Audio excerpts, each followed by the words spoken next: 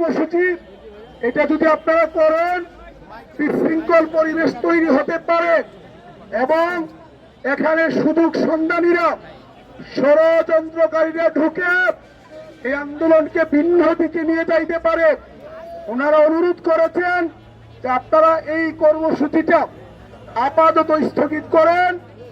আমরা সর্বোচ্চ চেষ্টা করছি, সরকারকে চাপ প্রয়োগ করার চেষ্টা করছি যাতে সরকার আপনাদের দাবি মানতে বাধ্য হয়।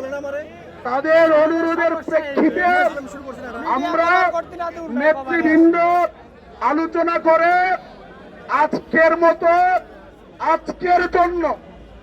আজকের জন্য এই যমুনা অভিমুখে কর্মসূচিটা আমরা স্থগিত করার সিদ্ধান্ত নিয়েছি এবং আগামীকালকে আমাদের আরেকটি নতুন কর্মসূচি আমরা ঘোষণা করছি।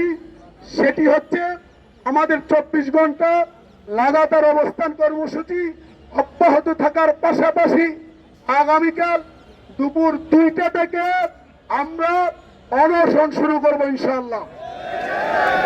এরপরেও যদি সরকারের বোধোদয় না হয় আমরা আমরণ অনশনে যাব। এরপরেও যদি আমাদের প্রতি সরকারের কোনো দয়া না হয় আমরণ অনশন করতে করতে আমরা শিক্ষকরা এখানেই মৃত্যুবরণ করব। আমাদের লাশ, আমাদের দেহ এখান থেকে জীবিত যাবে না, আমাদের লাশ এখান থেকে যাবে, কিন্তু অধিকারের প্রশ্নে কোনো আপোষ আমরা করব না।